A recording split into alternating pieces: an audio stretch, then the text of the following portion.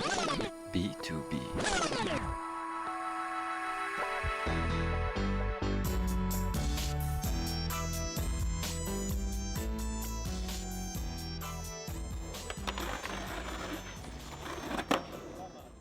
Épisode 11. On est aujourd'hui avec un skateur originaire de Saint-Malo. Il a vécu à Nantes pendant plusieurs années et a participé à de nombreux projets. Adepte des Impossible bien rentrés, des trucks leur pive pour bien grinder et de nombreux voyages au Japon effectués, vous savez avec qui on est avec Johan Roux. Tu es de passage à Nantes quelques jours par semaine, donc j'en profite pour enregistrer avec toi. Donc tu as vécu à Nantes pendant 7 ans, ce qui t'a permis de connecter avec Damien Dercy, Nicolas Sundquist, Jonas Tanguy et le reste du crew de Nantes est pas sérieux. Pour rentrer un peu dans le vif du sujet, du coup j'aimerais savoir comment le skate a commencé pour toi, donc du côté de Saint-Malo, et comment ça a évolué par la suite. Ok, bah écoute, déjà merci pour l'invite, c'est cool. Et donc comment ça a commencé, je sais plus exactement la date pour moi, mais je pense que c'était 2009, quelque chose comme ça. Je pense que c'était à peu près au moment où la vidéo Flip, je sais plus si c'était Extremely Sorry ou quelque chose comme ça qui sortait. Et ouais, ça a commencé. Moi j'ai grandi à Saint-Malo, mais un peu à côté, genre dans la campagne, à une 15-20 minutes de la ville à peu près. Et je me rappelle que j'ai dû avoir une planche, je me rappelle, j'ai une photo, une board Yu-Gi-Oh! Un peu style jouet club, quoi, emballée en plastoc pour un anniv de mes 10 ans, quelque chose comme ça. Et j'ai pas du tout skaté, ça m'intéressait vraiment pas. Et au final, je crois que j'avais une bonne troupe dans le quartier des copains et on était pas mal allés en forêt faire des cabanes, tout ça. À un moment, la vibe est un peu partie. Et beaucoup des potes du quartier se sont mis à faire du skate. Et moi au début je voyais ça un peu d'un mauvais œil et j'étais un peu saoulé qu'ils quittent la vibe d'aller dans la forêt se balader et qu'ils se mettent à faire du skate. Et je crois qu'au bout d'un moment je sais pas, je me suis dit ok, j'avais envie de faire partie à nouveau du groupe et de voir ce qui les intéressait tant là-dedans. Et du coup j'ai récupéré la vieille board du Guillaume dans le garage, ça devait être 2 ou 3 ans plus tard. Et là, je me suis mis sur le trottoir à côté de chez moi, essayer de faire des ollies, quoi. Et ouais, c'était ça. Et je crois que à peu près à ce moment-là, tous les potes du quartier ont arrêté le skate. Du coup, je me suis retrouvé seul tout à commencer vraiment. Et en fait, ça m'a jamais quitté. Et j'ai vraiment trop kiffé, quoi. Et donc, au début, je faisais que du flat devant le quartier, quoi. Et avec mon père, on commençait un peu à construire des modules, tout ça. Et on a fait des trucs assez chouettes. Mais c'était quand même vachement limitant, tu vois, donc au bout d'un moment, on cherchait à aller au skatepark, c'était à Saint-Malo. Et à l'époque, bah, c'était juste une vieille dalle d'enrobée avec quelques modules, c'était pas fou, mais il y avait un bon niveau. Je me rappelle. Bah, c'est une skate, ouais, quand même. Ouais, franchement, il y avait un bon niveau. Il y avait des vidéos un peu qui étaient sorties début des années 2000 où les gens ils skataient un peu la vieille ville, tout ça. Et il y avait une vibe entre Dinard et Saint-Malo. Il y avait une scène. Je me rappelle, il y avait des gens vraiment chauds. Il y avait Lou déjà dans la team, qui est dans la team Ok. BP maintenant. Lou Biré. Lou Biré, ouais, c'est Ouais. ça. Et il était un peu plus âgé que moi. Et il était déjà trop chaud. Et quand j'ai commencé le skate, c'était déjà le gars le plus chaud du coin. Et tout le monde hallucinait. Et donc ça a été une première bonne inspi quand j'ai commencé. Et voilà. Et du coup, c'est aussi l'époque où tu deviens ado, tu commences un peu à bouger. Et pour moi, c'était Rennes, forcément. En plus, l'Arsenal venait d'être créé. Ouais. Donc ça, je crois qu'il est sorti en 2011, le parc. Ça doit être ça, ouais, il me semble, ouais. Donc je pense que j'avais 2 ans de skate dans les pattes, un truc comme ça. Et donc je commençais à y aller. C'est pas très loin en plus en. C'était à 3 quarts d'heure de chez moi, quoi. Ouais, Donc c'était en vraiment... train, ouais, du coup. Non, j'allais en En voiture voiture, ouais. souvent, ouais. Et j'allais avec les parents, surtout avec ma maman qui m'amenait, quoi. Et en plus, déjà, tu commences forcément à regarder les vidéos, donc tu regardes ce qu'il n'y a pas loin de chez toi.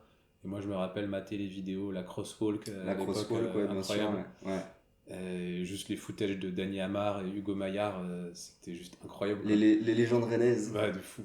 Et c'était vraiment assez cool de grandir en ayant cette scène qui était cool pas loin. Il y avait la Megamix aussi qui était sortie La Megamix, un ouais, peu bien dans sûr, ouais. ces eaux-là où Ouais, la ouais. Rennes avait une sacrée part dedans, c'était cool. Donc ouais, tu vois, en grandissant, c'était regarder un peu ce que faisaient les skateurs rennais. Et en même temps, dans ce qui était le parc de Saint-Malo, qui avait une petite extension, c'était pas ouf, hein, c'était genre une dalle avec des modules pareils à côté de l'ancienne, quoi. C'était pas terrible, mais du coup, on essayait de streeter et il commençait à y avoir pas mal de spots à Saint-Malo. Et on se motivait pas mal avec mon pote Rémi à l'époque à ce qui était en street, quoi. Ouais. Mais il n'y avait pas une scène très soudée non plus. Et du coup, ça, je l'ai vraiment découvert plus à Nantes pour le coup, le fait d'arriver dans une grande ville et de lier avec des gens autour de projets vidéo, etc. Ça, c'était un vrai changement dans ma manière de faire du skate. Où avant, c'était quand même assez solitaire, à faire du flat à la campagne ou de temps en temps au skatepark, mais sans faire vraiment partie de la scène, Ouais. tu vois.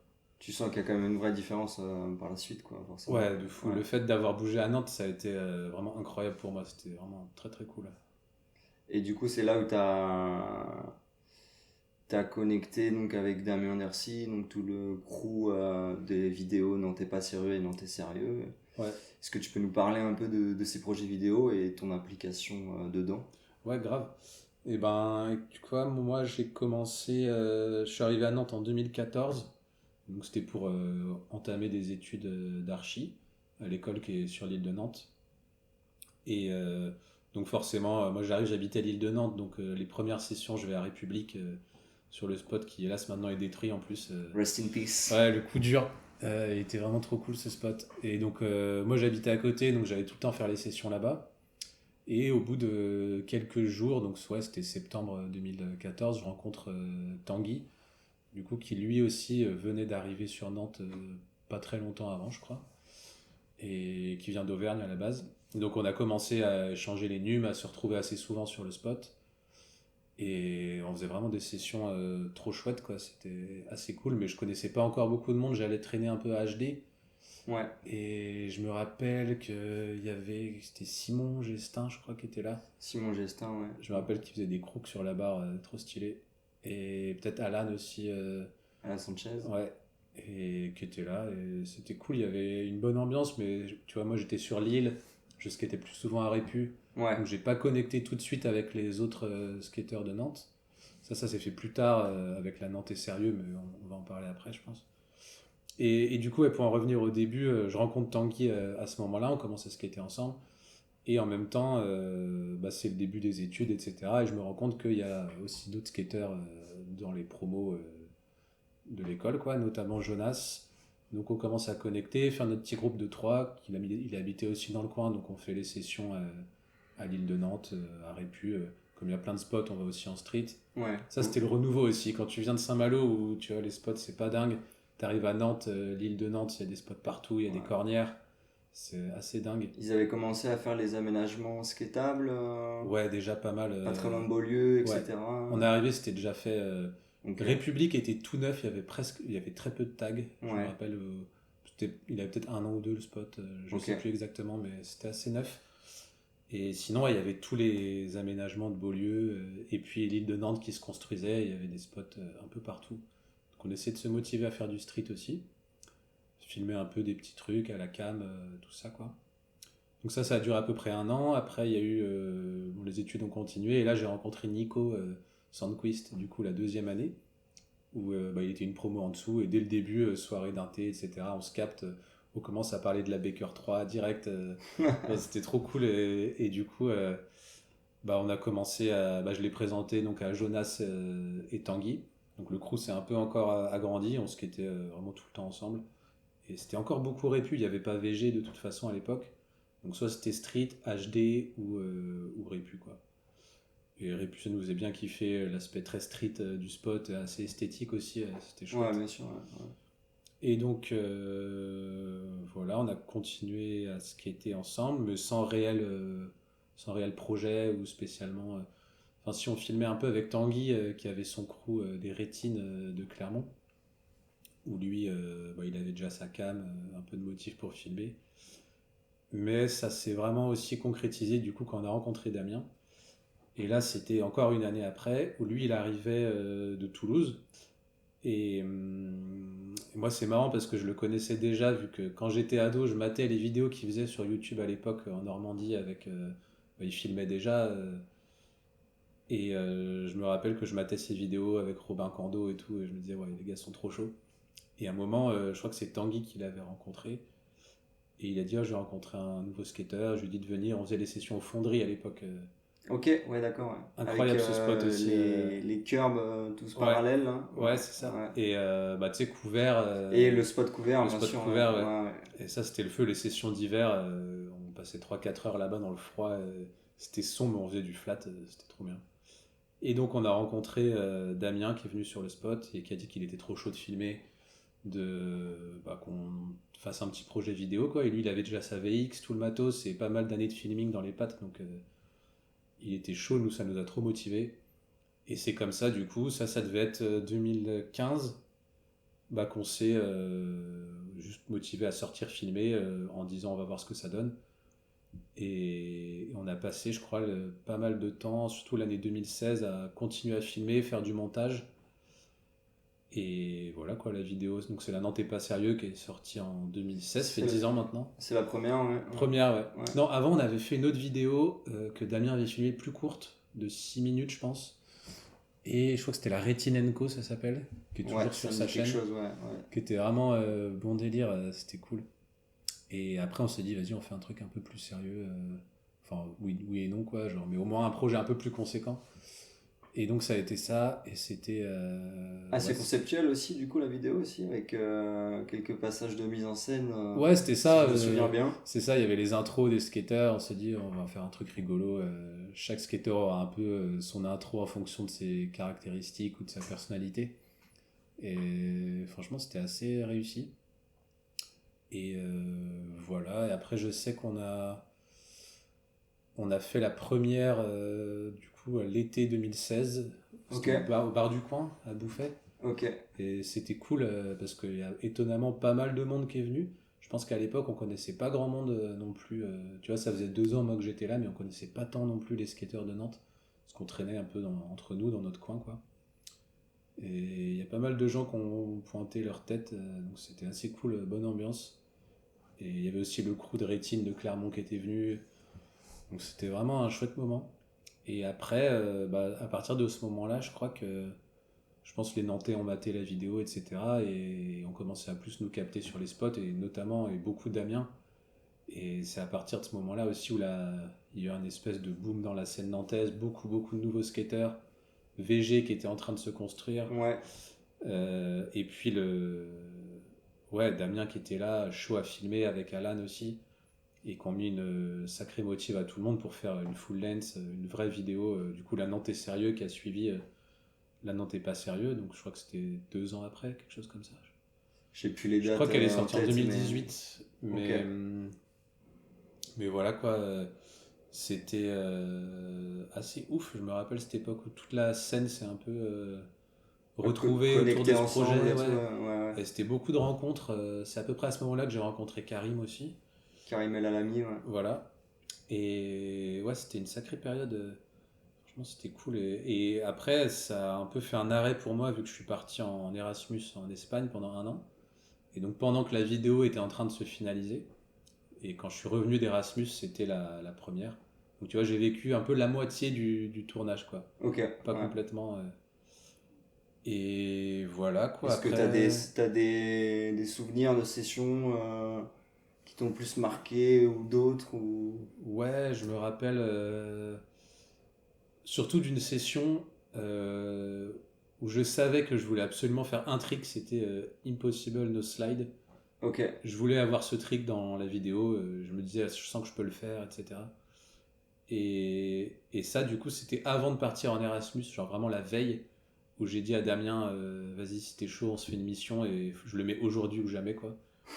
Et du coup, la deadline. C'était un peu ça, et je me rappelle de cette session, c'est pas ouf, tu vois, c'est à 50 otages au bout, là où le curb descend. Enfin, le curb reste droit, le trottoir descend. Ouais. Du coup, tu peux le prendre un peu à la hauteur que tu veux, quoi. Moi, je l'ai pris au plus bas, évidemment, mais au moins j'ai mis le trick. Et franchement, c'était cool. Ouais, je me rappelle de cette session. Et sinon, je me rappelle plein d'autres souvenirs de sessions où on était en groupe. On essayait même de sortir un peu de Nantes. C'était cool d'aller trouver des spots un peu en périphérie et essayer de trouver des trucs inexplorés aussi, c'est ça l'intérêt. Mais ouais, voilà, je me rappelle surtout de ça. Et est-ce que toi, C'est important pour toi d'être impliqué dans ces projets vidéo et est-ce que tu penses que ça a du coup joué dans ta motivation à skater par la suite à Nantes, tu vois? Ouais, je pense de fou. C'était unique. Enfin, tu sais, tu te sens faire partie de quelque chose et tu as l'impression que bah, déjà que tu fais vivre la scène locale avec un projet vidéo, on en parlait aussi tout à l'heure, une forme d'archivage dans un sens où ok, on documente l'état de la scène à un moment et juste même personnellement avoir ce souvenir-là de cette époque qui est ancré en vidéo, genre je pense à la Nantes est pas sérieux, c'est déjà il y a 10 ans. Et ouais, du coup, enfin, je me disais déjà à l'époque, c'était vraiment le truc le plus cool, genre le rêve d'ado, quoi, de participer à des vidéos et avoir cette vibe vraiment skate dans les grandes villes, c'était assez unique. Et ouais, en tout cas, je pense que c'était grave important pour moi de m'investir en tout cas dans la scène. Et c'est un peu ce qu'on a essayé de faire avec Vincent Plage aussi après. Moi, j'ai pu pas rester très longtemps dans l'assaut, mais comme on sentait que le spot de VG commençait aussi À prendre de l'ampleur, ouais. ouais, à pop, il se passait des choses, l'envie de faire du DIY, de faire un vrai spot de skate dans le contrebas du skatepark en descente. Et ça, c'était cool. Du coup, j'ai passé un peu de temps aussi dans l'assaut avec Karim au début. Et Nico, évidemment. Enfin, voilà, là, on était avec Tata aussi, avec... Du curieux voilà. Kofi, ouais. Et ouais, c'était cool. J'aurais bien aimé faire un peu plus, quoi, mais après, je suis parti dans d'autres trucs et j'ai pas pu m'investir plus, mais c'est cool déjà de m'être investi un peu là-dedans, quoi. Bah ouais, grave. Ouais, c'était stylé. Et voilà, quoi. Et je pense que ça coïncidait aussi à l'époque où j'ai commencé à être en master, j'avais pas mal de taf, et c'était le moment où je partais vers Rezé. Enfin, du coup, on s'était mis en coloc avec Nico, Jonas, Tanguy et d'autres, on était 6 en tout. Mais une bonne partie de skateurs, donc c'était une ambiance chouette, quoi. C'était au moment où le parc de Rezé aussi était en travaux. Et d'ailleurs, bah, Tanguy, non pas Tanguy, Jonas et Nico participaient à la construction. Ils avaient trouvé ça comme taf en parallèle, quoi. Et donc ouais, c'était chouette. C'était une vibe différente d'être à Rezé. C'est proche de Nantes, mais c'est tout de suite une mission de retourner, d'aller skater en centre-ville, en street, même juste à VG. Tu le fais un peu moins et t'apprends à skater. Bon, quand il y a eu le parc, forcément, on était tout le temps là-bas. C'était à 5 minutes de la maison, c'était trop bien. Mais sinon, t'apprends aussi à skater le périurbain, à trouver des spots. C'est une esthétique différente, quoi. On essayait aussi, on avait fait une vidéo. On avait un crew qui s'appelait Erreur 444. Ok. Et on avait fait une vidéo un peu. Il y avait peut-être moitié de skate et moitié de B-sides avec juste des plans flippants du périurbain la nuit avec des lumières rouges. Excellent. Une D'accord, vibe un peu ouais. cold wave chelou, quoi. Et on avait essayé de faire ça. Comment, Parce que comment elle le s'appelle la vidéo? 44 400, je crois. Ok. Genre le code postal random de Rosé. Magnifique. Mais voilà, quoi, classique. Trop bien. Ouais, c'était marrant. En tout cas, c'est pas le même style de skate, pas le même type de skate non plus. C'est d'autres styles de skateurs également. Et c'était cool de vivre ça. On a passé 2 ans là-bas. Mais du coup, forcément, tu t'éloignes un peu de la scène nantaise. Tu vois moins souvent les gens, etc. Et en plus, quand la Nantes est pas sérieux, bah, ça a fait un énorme boom de motivation. Et après, du coup, moi, je me sentais un peu moins connecté. Mais c'est aussi l'époque où il y a eu la vibe. Bah, tous les gens qui se sont motivés à faire des vides, je pense à Mathéo, la team Redreux, etc. Donc, mais moi, c'est à partir de ce moment-là que j'ai commencé à moins être présent sur Nantes. Passons maintenant au sujet voyage. Tu as été 5 fois au Japon pour une durée totale d'environ 10 mois. Est-ce que peux nous parler de ton intérêt pour le skate japonais et comment ça se passe de skater au Japon? Bah ouais, carrément, c'est vraiment un sujet qui me tient à cœur. Je suis ultra passionné par le Japon et le skate japonais en particulier. Et je pense que ça a commencé déjà d'un intérêt général pour le Japon, vu que c'était le premier voyage que j'ai fait quand j'avais 18 piges, que c'était voilà, les vacances d'été. On est parti avec un copain là-bas. Et parce que aussi, j'avais déjà un intérêt dans le sens où mon parrain, donc le meilleur copain de mon père, il vit au Japon depuis les années 90. Et donc on avait un peu un pied à terre, une attache, tu sais, c'est ton premier voyage, t'as envie de partir à un endroit un peu t'as envie du dépaysement, mais pas non plus total. Donc c'était le plan parfait. Je pense que ça m'a vraiment énormément marqué. C'était une telle différence culturelle, même dans l'architecture. Et forcément, j'avais amené la board, donc j'ai un peu skaté là-bas. Surtout dans les parcs, j'ai pas trop rencontré de skateurs à ce moment-là. Et voilà, ça c'était le premier voyage. Du coup, l'envie d'y retourner, forcément. Je suis reparti en 2016. Et là, pareil, sans trop skater. Je partais à chaque fois avec des amis qui n'étaient pas forcément skateurs, donc c'était pas la vibe. Et c'est après, par contre, où en rentrant à l'école d'archi, je crois, après l'Erasmus, du coup, pour commencer le master, je vais à la bibliothèque et je vois un livre sur le présentoir qui s'appelle Tokyo Skate, donc de Julien Glauser, qui est ethnologue et qui est conservateur aussi au musée d'ethnographie en Suisse, à Neuchâtel. Et donc je vois ce livre, j'hallucine, je me dis mais attends c'est incroyable, il y a quelqu'un qui a fait un bouquin sur mes deux centres d'intérêt principaux, quoi, à savoir le Japon et le skate, et qui en plus a un angle urbanisme archi. Donc ouais j'étais un peu halluciné. Et donc ça m'a donné l'envie à ce moment-là de faire mon mémoire. Tu sais, tu dois faire un mémoire pour le master d'archi avec une thématique, ça peut être très large, c'est très libre. Et du coup, moi, je me suis dit que j'allais faire un mémoire sur le skate à Tokyo. Et donc, pas très original, vu qu'il y avait déjà un livre qui s'appelait Tokyo Skate. L'inspiration. Mais voilà, inspiration, on va dire. Et donc, ça m'a motivé à partir là-bas. Et donc, c'est ce que j'ai fait. J'ai pris 6 mois de césure dans les études pour aller au Japon et passer 2 mois là-bas, essayer de rencontrer le max de skateurs possible et juste récolter de la donnée pour le mémoire. Et à ce moment-là, j'avais pas trop d'idées sur ce que j'allais faire là-bas, etc.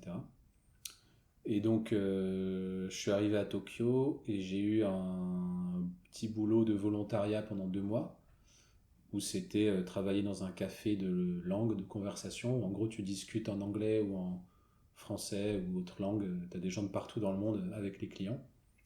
Et en échange, tu as un appart en coloc dans le centre de Tokyo. Ah oui, d'accord. Donc c'était vraiment Bon plan, quand même. le plan de ouf. En plus, tu travaillais peut-être 15 heures ou 20 heures par semaine, c'était pas énorme. Donc ça laissait vraiment le temps de skater. Et donc c'était les moments où je skatais beaucoup des parcs, notamment celui de Tamachi, qui est un petit parc entouré de grillages, comme tous les skateparks là-bas. Mais qui est vraiment cool, c'est tout ce que je kiffe, juste du curb, des manipads sur une dalle. Franchement, il n'y a pas besoin de plus des fois, je trouve. C'est vrai. Et, et voilà, donc ça commence un peu à connecter avec les skateurs, ça commence à faire des sessions de nuit vraiment à la japonaise. Ça, c'était cool. Manque de peau, je me suis fait une cheville, je crois, au bout de 3 semaines. Du coup, je suivais les gars en boitant, en essayant de prendre des photos, des notes, tout ce que je pouvais. Et c'était la découverte du skate japonais, quoi, de cette vibe de skater la nuit, après le dernier métro. Donc, entre minuit et 5 heures du mat, tu vas de spot en spot. En général, c'est assez proche des stations de métro ou de train, mais pas forcément. Et juste t'explores la ville comme ça de nuit. Et c'est incroyable comme sentiment parce que tu te sens connecté avec les locaux, quoi. C'est ça le pouvoir du skate aussi quand tu voyages, je trouve. Tu sais, tu te fais pote très vite avec, Ouais. La avec les locaux. facilité, Ouais. ouais. Alors que c'est pas forcément le cas. Et surtout, la société japonaise peut être assez fermée ou en tout cas avoir une certaine façade par rapport aux étrangers. Ça peut être difficile de connecter. Et le skate, ça t'ouvre des portes de fou, en tout cas là-bas. Et donc, ça, c'était le début, ce premier voyage-là, en tout cas très orienté sur le skate urbain, donc à Tokyo, dans la métropole. Donc, c'était que 2 mois, tu vois, c'était pas si long. Mais ça m'a permis de rencontrer pas mal de monde et surtout de faire beaucoup d'itinérance dans la ville et de rencontrer quelques skateurs vraiment très très chauds aussi. Donc, c'est toujours impressionnant à voir des gens que tu as vus en vidéo qui te font kiffer depuis la France et là tu les vois en vrai, tu tapes une cesse avec eux, c'est trop Tu bien. peux nous dire qui, par exemple? Là, je pense surtout à Hiroki Muraoka, qui Ouais, est pas mal dans les vidéos trafic et tout. exactement. Ouais, je vois très bien. Et je kiffais trop son style très félin, quoi, à faire skater des spots que personne skate, des trucs que lui seul sait faire. Et du coup, des fois, on le captait en session. On a fait des sessions pour célébrer les cerisiers en fleurs et tout ça. Excellent. Et on était sur une place, et lui, il était là, et juste il filait à tout le monde des sapes ou des trucs Adidas qu'il avait en trop. Genre vraiment la crème, quoi. Trop sympa. Et, et je crois que j'ai rencontré Morita, Takahiro Morita Takahiro aussi à ce Morita, moment-là. légende japonaise. Incroyable. Et c'était dans un parc random dans la campagne, à 1h30 de route de Tokyo. On était allé en bagnole avec les potes. Et juste, il était là avec un gamin. Je sais pas s'il le coachait ou quoi, mais trop bizarre. Et je l'ai vu arriver. Je fais. Tu sais, t'as l'impression de voir Gonz arriver, quoi. Ouais, T'es là, ouais. wow, la légende. Et du coup, voilà, on a fait une session ensemble. Et juste, moi, bon, je lui ai rien dit, quoi. Juste que je le kiffais, mais. Tu sais, tu sais pas trop quoi dire à ce moment-là. En plus, je parlais pas du tout japonais. Donc, il y a une vraie barrière de la langue quand même, où ouais, beaucoup de Japonais ne parlent pas forcément anglais, donc ouais, carrément. t'as quand même, j'imagine que tu vas avoir des difficultés du coup à échanger avec ces personnes. Ouais. Comment tu échangeais globalement le plus souvent Ben, la plupart du temps, c'était un mélange de l'espèce de jap-anglais approximatif. Donc, tu cales les quelques mots que tu connais en japonais. Déjà, ça brise un peu la glace. Ça permet d'initier la conversation. Et puis après, tu parles en général de l'anglais slash Google Trad. Tu te débrouilles un peu, quoi. Mais en fait, globalement, la communication passait bien. Et juste, tu communiques en kiffant un son, en faisant un game of skate, hein. C'est des modes différents, quoi. Ouais. Mais après, je me suis un peu amélioré en japonais lors d'un voyage suivant. Et là, j'avais un peu plus de facilité à échanger, même si ça restait très superficiel. Mais la barrière de la langue, c'est un sacré truc quand même. Et même parmi les jeunes, il n'y en a pas beaucoup qui parlent anglais, ou en tout cas qui sont à l'aise de le parler, quoi. Donc voilà. Et après, peut-être je peux parler du deuxième voyage que j'avais fait. Là, pour le coup, c'était plus récent. Donc en gros, il s'est passé ce premier voyage très orienté sur le skate à Tokyo. Donc après, j'ai fait mon mémoire d'archi par rapport à ça. Terminé les études. Et ça coïncidait au moment où du coup je quittais Nantes aussi pour déménager dans le Finistère.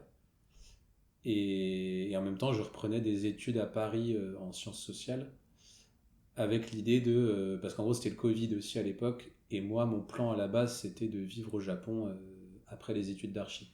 Il y a eu le Covid, c'était pas possible. Et je me suis dit que j'allais reprendre des études en lien avec le Japon pour, au cas où si ça dure 5 ans, avoir un prétexte solide pour y aller, tu vois. Genre études de terrain, voilà. Et parce que ça, juste, ça me faisait kiffer, quoi. Du coup, ça a été ça. J'ai fait une formation à Paris tout en vivant en Bretagne, donc c'était un peu rigolo. Tu faisais des allers-retours Je faisais des tout le allers-retours, temps, quoi. parfois je faisais 2 allers-retours à Paris par semaine. C'était assez marrant. Et donc l'idée c'était cette fois, comme j'avais exploré plutôt le skate très urbain à Tokyo, d'explorer le skate dans les espaces de campagne ou en tout cas hors des villes.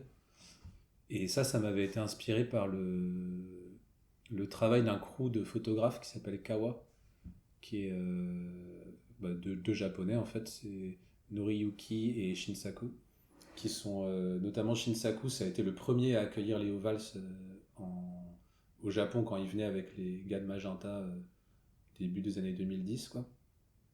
Et donc ça fait depuis ce temps-là qu'ils photographient, et ce crew-là, ils sont intéressants parce qu'ils ont une approche où, en gros, ils en avaient marre de la photographie de skate classique ou de ce qu'on peut voir dans les magazines, où c'est uniquement du skate. Et ils voulaient proposer quelque chose qui corresponde mieux à leur mode de vie à eux, skateurs japonais, déjà un peu dans la trentaine, qui vont moins faire les sessions de nuit, qui veulent plutôt trouver des spots tranquilles, et du coup qui s'éloignent du centre-ville pour trouver des endroits où tu peux skater 2 jours. Et juste parce que des fois ils kiffent la pêche, la randonnée, le camping. Et en fait au Japon, comme c'est un pays qui même dans la campagne et la montagne est assez bétonné pour, euh, pour parer en gros les secousses des tremblements de terre, etc., ou les glissements de terrain, tu es obligé des fois de bétonner les pentes en fait au bord des routes, etc. Et donc ça fait, ils appellent ça les inaban, genre c'est inaka c'est la campagne et ban c'est bank, genre le bank quoi. Donc c'est les banks de campagne et c'est vraiment une culture spécifique là-bas. Je vois très bien parce que il y a un skateur japonais que j'aime beaucoup, Shintaro Hongo, Ah ouais, carrément. et il skate souvent justement ce genre de spot dont tu parles. Ouais, de fou. Et lui, il skate à Yokosuka aussi, à côté de Tokyo, où où c'est une ville hyper vallonnée et justement t'as toutes ces bords de route qui sont très pentus, tu peux faire des wall rides à l'infini, c'est trop stylé. Et, et voilà, du coup c'était donc ce crew de photographes où je sais pas, à un moment, c'était en 2019, on devait faire une soirée skate avec les potes du crew et j'ai vu leur premier livre de photos qui était vraiment incroyable. Et j'ai tellement flashé dessus que je l'ai demandé à l'acheter s'il pouvait me le filer ou quoi au pote et il était chaud. Donc je l'ai ramené en France. Et donc ce qui me marquait, c'était justement cette alternance entre des photos de skate, une photo d'un animal sauvage, une photo d'un étang, encore une photo de skate. Et des fois, c'est même pas centré sur la figure, c'est juste des moments de vie liés au skate. Tu vois, les skateurs qui chillent en buvant une bière. Et c'est rarement centré sur le skate. Et je trouvais ça cool. Tout l'environnement autour. C'est ça, ouais. Et je trouvais ça cool comme approche. Et aussi le fait de voir que c'était beaucoup dans des zones très vertes, très naturelles. Et de me dire, ah, ok, il y a une culture spéciale du skate en dehors des villes dans ce pays. Donc ce qui m'a amené à vouloir y retourner, mais avec un angle un peu différent. Et donc c'est pour ça que j'y suis retourné en 2023, pour 2 mois aussi, avec l'idée de, cette fois, un projet un peu plus construit. Je savais un peu plus ce que je cherchais. Et mon but, c'était de rencontrer Shinsaku, du coup, un des membres du collectif, pour essayer de les suivre dans leur pratique et voir une enquête de terrain, en gros, quoi. Pour voir qu'est-ce qui les intéresse dans ce skate à la campagne, qu'est-ce qui les intéresse dans le fait de ne pas montrer le skate de manière très frontale, mais plutôt par un à côté. Et donc, je trouvais ça vraiment trop bien. Et j'ai eu la chance de les rencontrer là-bas. Et du coup, de les suivre pendant une semaine. C'est la Golden Week au Japon, début mai. C'est là où il y a une semaine de vacances nationales un peu. Et donc, ils se retrouvaient dans la préfecture de Gifu. C'est vraiment la campagne bien profonde du Japon. Et ils se retrouvaient pour aller faire de la photo de skate dans la montagne, etc. Avec pas mal de skateurs assez chauds qui venaient, qui se déplaçaient d'Osaka ou autre, parce que comme Shinsaku il est assez connu dans le monde du skate japonais, les gens ils veulent prendre des toffs avec lui. Du coup il venait là où il allait, quoi. Donc c'était assez cool. Il y avait vraiment des très bons skateurs qui venaient. Et voilà, quoi, c'était une autre approche. Tu te rends compte que c'est pas les mêmes rythmes de skate. Tu skates plus le jour, tu prends le temps de. Il y a beaucoup cette vibe d'aller au bain après la session, tu vois, tu vas au bain public, tous les gars de la CES, ils vont à 15 Le rituel. au onsen pour faire le bain, quoi. Les onsen, ouais, c'est ouais, ça. c'est ça. C'est assez ouf. Et pour le coup, il y a ça aussi dans le skate en ville, mais là c'est différent parce que tu peux aussi avoir la déterre d'aller faire une petite marche avant ou après la session. Beaucoup sont à kiffer la randonnée ou la pêche. Ils ont vraiment des hobbies en dehors du skate et c'est en faisant ces hobbies-là qu'ils trouvent des spots en explorant la campagne, quoi. Donc ça, c'était vraiment... Et bon, en fait, il y a tellement de différences avec le skate en ville au Japon que je pourrais pas tout dire, mais c'était assez enrichissant comme expérience en tout cas. C'était des très belles rencontres, quoi. Les gens, ils m'accueillaient. Donc c'était le Kaya Store dans la ville de Nakatsukawa, qui est vraiment une petite ville pour le Japon, c'est 60-70 000 habitants. Et il y a un skate shop qui est en même temps atelier de menuiserie, en même temps ils vendent des trucs de design, tu vois, ils font des expos. C'est assez hybride. Et ils m'ont accueilli là-bas pendant une semaine dans l'arrière-salle. Et tu passes ton temps à être dans la vibe skate, mais c'est vraiment très différent de Tokyo, quoi. Et ça, c'était assez unique. Et j'ai beaucoup plus connecté avec ces gens-là qu'avec les gens de Tokyo. C'était plus simple, quoi, je Ouais. trouvais. Je trouve que Tokyo, est-ce qu'il y a il y a un côté très citadin aussi, ou peut-être les gens restent un petit peu aussi dans leur coin, et du fait aussi que c'est quand même l'une des villes les plus denses et plus grandes au monde, quoi. Ouais, Donc, c'est ça. C'est assez dingue. Et en fait, tu as tellement de skateurs aussi. C'est la différence avec cette petite ville où la scène, elle est soudée, quoi. C'est comme ce qu'on peut trouver chez nous, par exemple à Nantes ou à Brest. Genre, tu as une scène soudée, tout le monde se connaît. Là où à Tokyo, c'est très dispatché en crews différents en fonction des quartiers. Les skateurs de l'Est se mélangent pas trop avec ceux de l'Ouest de la ville. Parce que c'est l'opposition Yamanote, l'Ouest, c'est les quartiers un peu riches dans les collines. Et Est, c'est plutôt les quartiers populaires et plutôt dans la plaine. Donc il y a toujours ces disparités un peu, tu vois. Et ouais, c'est juste pas le même style de skate. Les gens ils skatent la nuit parce qu'ils bossent le jour et ils ont moins de temps, quoi. C'est des urbains d'une ville de 40 millions d'habitants, quoi. Pour arriver doucement vers la fin de cette interview, parlons Finistère, 29 000. Tu es installé dans le coin depuis septembre 2021. Est-ce que tu peux nous expliquer ton choix et la scène skate, comment elle est sur place et l'environnement dans lequel tu évolues? Carrément, bah, en gros, c'est comme je disais tout à l'heure, on avait déménagé à Rezé avec les copains Jonas, Tanguy et Nico. Et en fait, c'était aussi, après la coloc a bougé, a évolué. Et à un moment, on s'est retrouvé à une partie du groupe à vouloir quitter Nantes parce qu'on avait l'impression d'avoir pas mal fait le tour. Ça faisait à peu près 7 ans qu'on était là. Et on avait déjà initié un déplacement progressif vers une vie plus centrée sur le collectif et aussi plus en dehors des centres urbains. En déménageant à Rezé, tu vois, on recherchait à avoir une maison, avoir du terrain. On avait un tout petit jardin, mais c'était déjà ça. Mais en tout cas, quitter la vibe centre-ville, vraiment, on voulait bouger.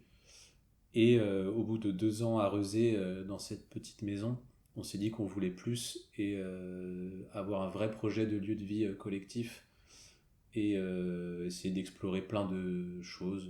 Ça va du potager à l'organisation d'événements, de festivals, etc. Et pour ça, il nous fallait un lieu et on savait qu'on avait tous et toutes une certaine appétence et un intérêt pour le Finistère et des attaches. Enfin voilà, ça nous bottait bien d'aller en Bretagne et spécifiquement dans le Finistère. Et donc on a commencé à chercher des colocs, des lieux à investir. Et on a trouvé d'abord à Landivisio, donc une petite ville à une demi-heure à l'est de Brest.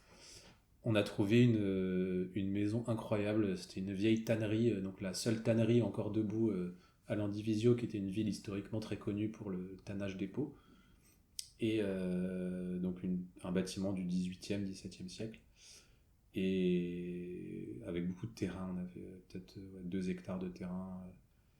Donc gros changement de vie, on s'est installé là-bas en septembre 2021.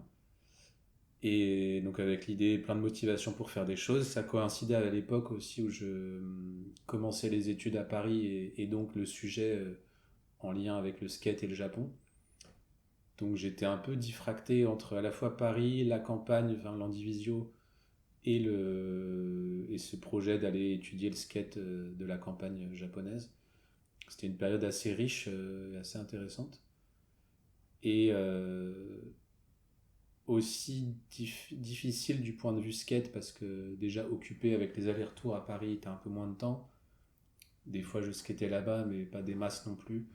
Et on s'est retrouvé à Landivisio où voilà, il y a 10 000 habitants, il y avait un skatepark mais il était assez fun quand même, ceci dit. Il y avait une mini flat bar où tu peux apprendre tous les tricks que tu veux parce qu'elle fait 10 cm et des courbes en métal sur de l'enrobé, quoi. Donc bon, c'était rigolo, mais c'est pas là où tu retrouves l'ambiance d'une scène comme à Nantes ou quoi que ce soit. Donc on se motivait, on n'était plus que 2 skateurs avec Jonas.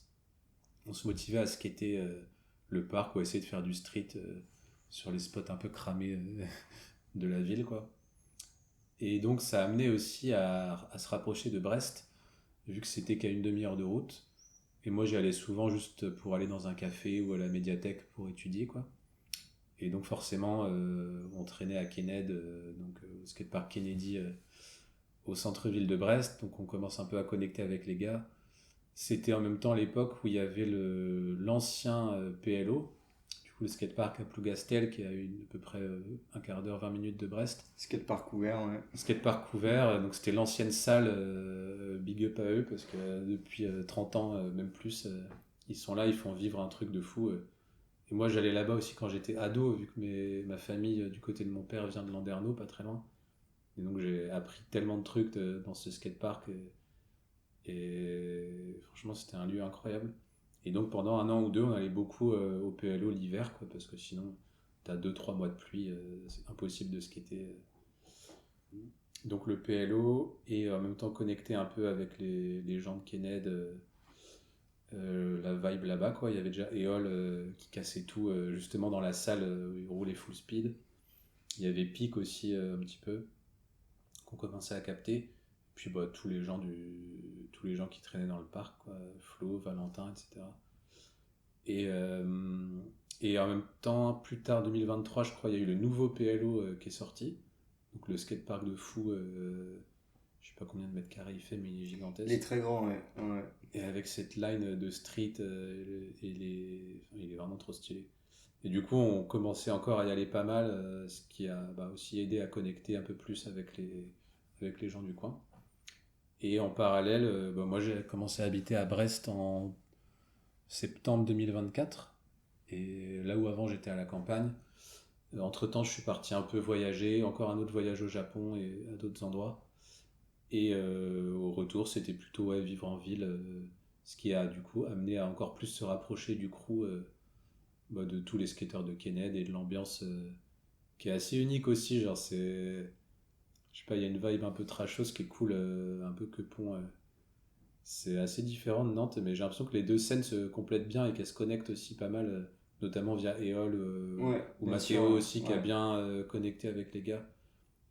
Adam aussi, bien sûr. Donc voilà, en tout cas pour l'instant, c'est vraiment le kiff de skater là-bas pour moi. C'est assez ouf. Malheureusement, on street pas beaucoup parce qu'il n'y a pas beaucoup de street spots, quoi. Mais Les spots sont compliqués aussi ouais, c'est sur Brest pas. et les alentours. Ouais, il n'y a pas de sol bien lisse. Bon, même si du sol pas lisse, c'est cool aussi, mais ouais, c'est pas facile de trouver des spots. Mais je pense qu'il faut juste qu'il y ait une bonne motive à un moment et ça peut se chauffer. Souvent, quand Flo Fonda revient, il y a de la motive à streeter, mais sinon, on squatte Kenneth et on bouge pas, quoi. Ça révise les basiques. Ouais, c'est ça. Mais c'est le feu, il est cool ce parc. Il est un peu cagneux, un peu fichu bizarrement, mais ça lui donne son petit charme. Je trouve que c'est vraiment chouette. Et toi, est-ce que tu te vois continuer à évoluer sur Brest par la suite et quitte à monter des projets vidéo, de skate ou autre Bah, franchement, ouais, hein, moi je kiffe l'ambiance qu'il y a là. Et s'il y avait un projet vidéo, ce serait vraiment le feu, hein, de motiver un peu tout le monde à produire des choses, même quelque chose de pas très long. Après, il y en a déjà, hein. Des gens qui sortent plein de vidéos à droite à gauche, mais un projet qui réunisse un peu toute la scène, comme a pu l'être la Nantes est sérieux, ce serait vraiment incroyable. Et après, je sais pas, dans ma vie, je me dis que j'ai plutôt envie quand même de rebouger à la campagne quand j'aurai l'opportunité, et trouver un lieu en mode construire une mini ou un DI un peu à l'arrache, mais quelque chose dans cette ambiance-là. En tout cas, j'aimerais bien. Ouais. Mon cher Johan, comme avec mes précédents invités sur les autres épisodes, pour conclure cet échange, je vais avoir 4 cartes. Une carte avec skater monde, une carte avec skater européen, une carte avec skater français et une carte avec skater nantais. Pour faire simple, tu pioches et tu désignes ton skater préféré en fonction de laquelle tu tombes. Ok. Je mélange un peu et puis tu peux y aller. Tu prends. Je prends celle-là. Tac. Ok, skater français du coup. Skater français, un skater français que tu kiffes. Et franchement, je crois que j'aurais dit le même de toute façon pour toutes les cartes à part Nantais, mais je vais dire Hugo Maillard Hugo Maillard. tous les jours, quoi. Trop bien. Trop fort. Ouais. Bah ouais, c'était ma première grosse inspi en skate, et comme il était rennais aussi, il était pas très loin de là où j'ai grandi et commencé le skate. Et juste, je trouve que son style de skate est incroyable, et le gars est vraiment bouillant, quoi. Il est trop fort. Et j'aime bien aussi le fait qu'il ait pas forcément voulu faire la carrière, j'ai l'impression, en tout cas dans le skate. Et il fait ses trucs, il travaille dans une ferme, etc. Enfin, il fait plein de choses qui ont l'air vraiment intéressantes. Donc ouais, moi j'aime trop sa vibe, et juste dès qu'il y a un clip de lui qui sort, je suis comme un ouf. Est-ce que tu as une part ou un fragment de vidéo que tu kiffes ou que tu as en Bah, tête franchement, toutes les vidéos de Romain Bâtard où il apparaît, même la dernière, la Guidi, qui est sortie il y a pas longtemps, Ouais. où il a un clip dedans, et juste ça m'a régalé, quoi, incroyable.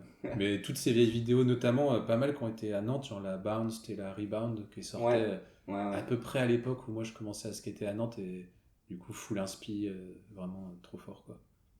Tu vas sur Hugo Maillard? Hugo Maillard à fond. Magnifique. Et bah merci Johan en tout cas pour ton temps. Mais merci à toi pour l'invitation, c'était trop cool. Avec plaisir. Et puis à bientôt. Ouais, à bientôt.